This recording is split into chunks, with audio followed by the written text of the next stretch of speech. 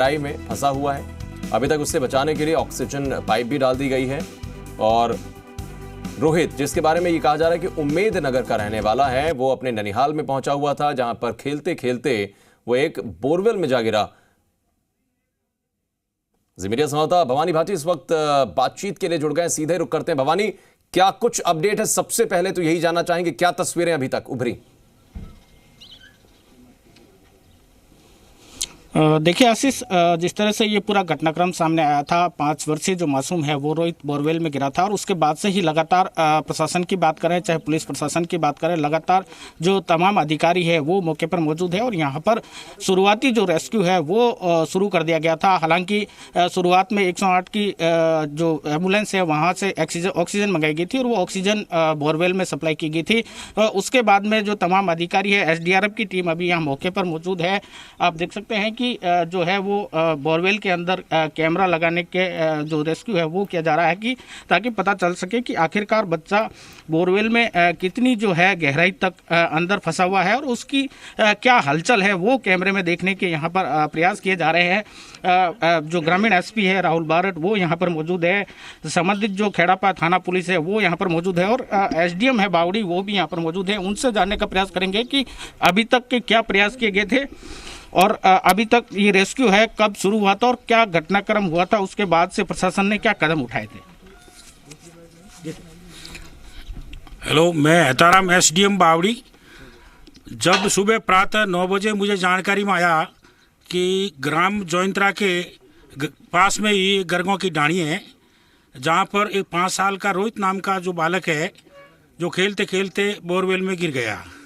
जो ही मुझे ये जानकारी में आया, तुरंत प्रभाव से मैंने ब्लॉक CMO को फ़ोन करके उनको रेस्क्यू के लिए ऑक्सीजन प्रदान करने के लिए मैंने तुरंत मेडिकल टीम को रवाना किया। उसके बाद में सिविल डिफेंस SDRF को भी इन्फॉर्म किया गया कि तुरंत मौके पे पहुंचे रेस्क्यू ऑपरेशन हेतु। मेरा तहसीलदार पहले से ही मेरे से आगे मौके पे पहुंच गया था, संबंधित SHO खेड़ापा थानाधिकारी भी पहुंच गए थे। ये ऑपरेशन जो चल रहा है भवानी, मैं चाहूंगा कि ये दिखाएं थोड़ा सा।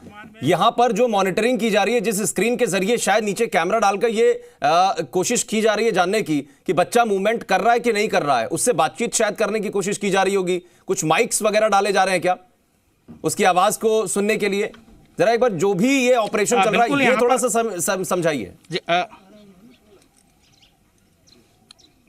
देखिए आशीष, आपको बता दूं कि ये जो बोरवेल है घर के बिल्कुल पास में बना हुआ है और जब ये अभी तक जो जानकारी सामने आई है कि जब बच्चा सुबह के समय घर पर खेल रहा था और इस दरमियान इस खुले बोरवेल में वो गिर गया था, उसके बाद जिस तरह से ऑक्सीजन की सप्लाई यहाँ पर की गई थी, लेकिन अभी तक यह साफ नहीं हो पाया है कि बच्चा एग्जैक्ट कितनी दूरी पर बोरवेल के अंदर फंसा हुआ। हालांकि SDRF की टीम है जो मौके पर है, फिलहाल यहाँ पर कैमरा लगाने का जो कार्य है वो किया जा रहा है ताकि पता चल सके कि बच्चे की क्या हलचल है।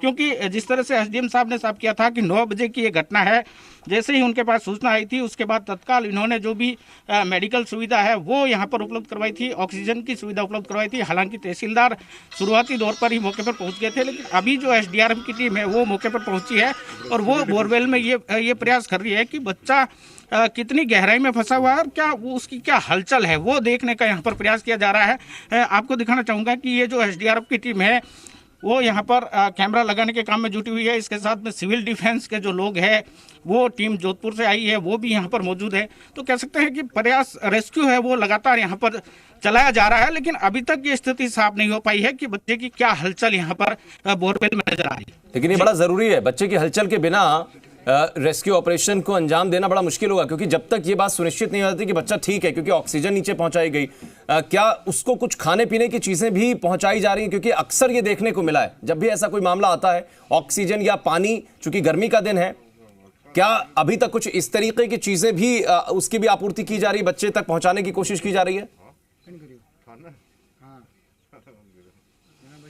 देखिए आशीष, अभी तक इस तरफ कोई भी जो प्रशासन की ओर से जो कदम उठाए गए हैं वो कह सकते हैं कि हालांकि जो रेस्क्यू है वो समय रहते जो कार्रवाई होनी चाहिए थी वो पूरी तरह से यहाँ पर नहीं हो पाई थी। अब SDRF के आने देरी के बाद क्यों हुई है? हो पाएगा इस बात में देरी भवानी बड़ा इंपॉर्टेंट ये भी क्वेश्चन है कि देरी क्यों हुई? सुबह भी जब आपसे बात हो रही थी तो मैंने आपसे एक सवाल किया कि जुगाड़ तंत्र पर क्यों अपने आप को ट्रीट किया जा रहा है प्रशासन के पास, जब सारे साजो सामान मौजूद रहते हैं। सेना का भी जिक्र किया, अब सेना को बुलाया गया, इसमें देरी क्यों की गई? क्या जानकारी नहीं पहुंचाई गई थी? बिल्कुल, ये एसडीएम साहब यहाँ पर मौजूद है, उनसे पूरा जानने का प्रयास करेंगे कि जब उनको 9 बजे ये पूरी सूचना मिली थी, उसके बाद में उन्होंने जो कदम उठाए थे, उनको समय रहते जिस तरह की कार्रवाई शुरुआती तौर पर करनी चाहिए थी, जो जुगाड़ सामने आया था कि एक जुगाड़ जो स्थानीय स्तर पर लगातार इस तरह की घटनाएं सामने आती है, तो उसके बाद में उनके द्वारा जो कार्रवाई अमल में लाई जाती है। अभी एसडीएम साहब से ये जानने का प्रयास करते हैं। एसडीएम साहब, अभी जब आपको 9 बजे सूचना मिली थी तो अभी टीम पहुंची है, काफी लंबा समय हो चुका है, अभी तक ये भी पता नहीं चल रहा है बच्चे की क्या एक्टिविटी अंदर। ऐसा है कि हमारी टीमें सभी टाइम पे पहुंच चुकी थी, परंतु ये जो सर्च लाइट वाला है, ये उपकरण हमारे पास उपलब्ध नहीं होने से मैंने अतिरिक्त पुलिस अधीक्षक महोदय से निवेदन किया। इन्होंने फिर एसपी साहब से कह के जो अपने पुलिस लाइन आरएससी से है इसकी व्यवस्था की, तो लगभग आधा पौन घंटा उसमें आने में ये विलम्ब हुआ जरूर। अदरवाइज हमारी तरफ से किसी प्रकार की हम कोताही नहीं बरत रहे हैं। बच्चे को बचाने के लिए हम हर समय हर संभव प्रयास कर रहे हैं। ये बच्चा कोई दूसरा नहीं है, इसका दुख हमें बहुत है और हम किसी तरह से अभी भी यही प्रयास कर रहे हैं कि अगर बच्चा किसी तरह से सकुशल अगर बाहर आ जाता है तो हमारा ये बहुत ही हम सौभाग्यशाली रहेंगे, और बच्चा और इनके माँ बाप के साथ में क्या बीत रही होगी वो उसके लिए हमें बहुत दुख है, और हम ये प्रयास कर रहे हैं कि भगवान हमारी सुने और इस बच्चे को हम जीवित बाहर निकाल सकें। सर, जब जुगाड़ वाला व्यक्ति वहां से पहुंच सकता है तो क्या एसडीआरएफ की टीम या सेना की मदद या और कोई आप सहायता, जिस तरह से आप कह रहे हो कि पुलिस से मदद ली, क्या इतने संसाधनों की कमी थी कि ये जो ऑपरेशन है अभी तक शुरू नहीं हो पाया और बच्चे की क्या एक्टिविटी है वो अभी तक सामने नहीं है? भाई, एसडीआरएफ के पास जो संसाधन उपलब्ध हैं उससे प्रयास किए गए हैं, परंतु एक बार बच्चा अटका भी है उसमें और वापस फिसल गया था। जो एसडीआरएफ के ऑफिशियल्स हैं भवानी, अब ऐसे में मुझे लगता है कि एसडीएम साहब जो बता रहे हैं उससे ज्यादा जानकारी अभी जहां पर ऑपरेशन एसडीआरएफ की तरफ से किया जा रहा है, बोरवेल में जो मशीन्स लगाकर या उस मॉनिटर के जरिए जिस पर बच्चे की शायद इमेजिंग की कोशिश की जा रही है, उनसे पूछिए अगर आप रिएक्शंस ले सकते हो कि क्या अभी तक कुछ हलचल उनको समझ में आई है, कोई एक्टिविटी बच्चे की जो एसडीआरएफ के लोग लगे हुए हैं। बिल्कुल, जो एसडीआरएफ की टीम यहाँ पर लगी हुई है, हालांकि एसडीआरएफ के जो लोग हैं वो अभी यहाँ पर पहुँचे हैं मौके पर।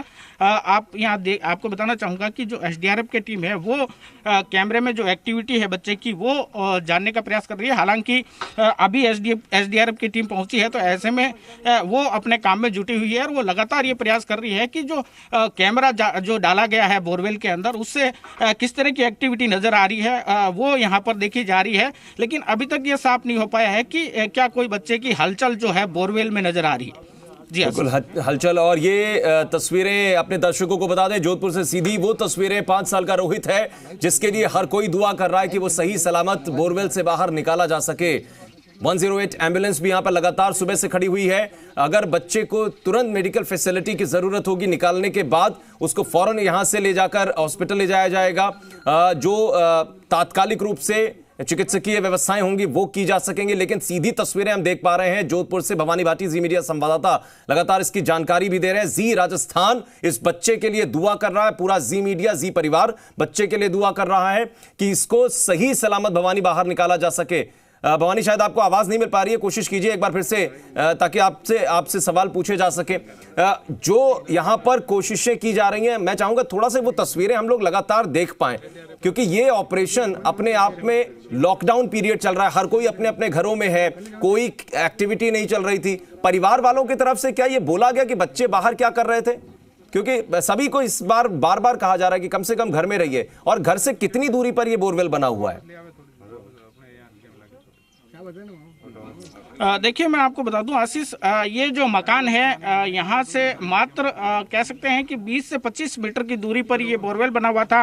हालांकि आपने जैसा कहा लॉकडाउन है, लोगों को घरों के बाहर नहीं निकलना चाहिए, लेकिन ये पूरा जो है ये गांव से दूर एक डाणी कह सकते हैं, ट्यूबवेल पर इनका मकान बना हुआ है। ये बच्चा यहाँ ननियाल आया हुआ था और इस दरमियान जब ये बच्चा घर के पास ही ये बोरवेल था, कहीं न कहीं जो घर परिवार के लोग हैं उनकी लापरवाही कह सकते हैं कि इसमें सामने आई कि घर के पास में इस तरह से खुला बोरवेल छोड़ा, जिसका नतीजा है कि ये हादसा सामने आया है।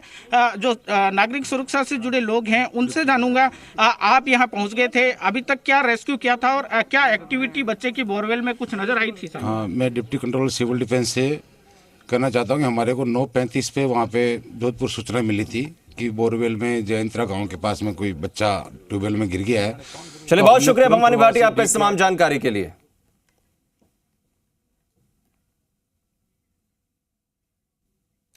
इधर अजमेर में चिकित्सा विभाग और प्रशासन के बीच तालमेल की कमी एक बार फिर से सामने आ गई है। पुलिस जहां पर एक तरफ कोरोना संक्रमित युवक को फरार बता रही है, तो चिकित्सा विभाग कह रहा है कि संक्रमित युवक कल से ही जेएनएन अस्पताल में भर्ती है।